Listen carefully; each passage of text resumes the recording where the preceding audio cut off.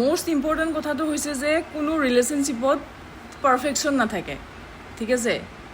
আমি দুজনে মিলি কিনে সেই ৰিলেশ্যনশ্বিপটো পাৰফেক্ট বনাব পাৰিব লাগিব। আহিবলগীয়া সময়ত দুটা মানুহ মিলি কিনে ৰিলেশ্যনশ্বিপটো সম্পৰ্কটো পাৰফেক্ট বনাব পাৰিব লাগিব। ষ্টাৰ্টিঙৰ পৰা এটা ৰিলেশ্যনশ্বিপ কেতিয়াও পাৰফেক্ট হৈ নাথাকে, দুজন মানুহ কেতিয়াও পাৰফেক্ট নাথাকে, ঠিক আছে।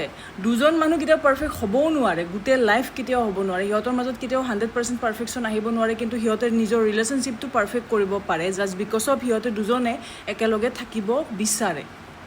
পাৰফেক্ট কেনেকৈ কৰিব পাৰে?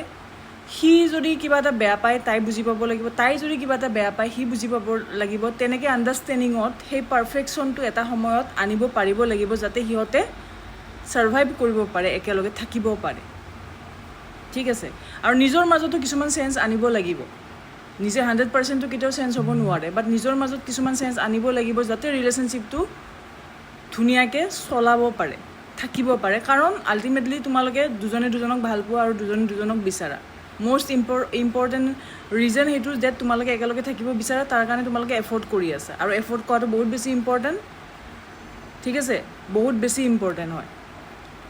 যিমানে তুমি এফৰ্ট কৰিবা ৰিলেশ্যনশ্বিপটো সিমানেই পাৰফেক্ট হ'ব, আৰু যিমানে তুমি এফৰ্ট নকৰিবা সিমানে তোমাৰ ৰিলেশ্যনশ্বিপটো তলত নামি যাব, ঠিক আছে।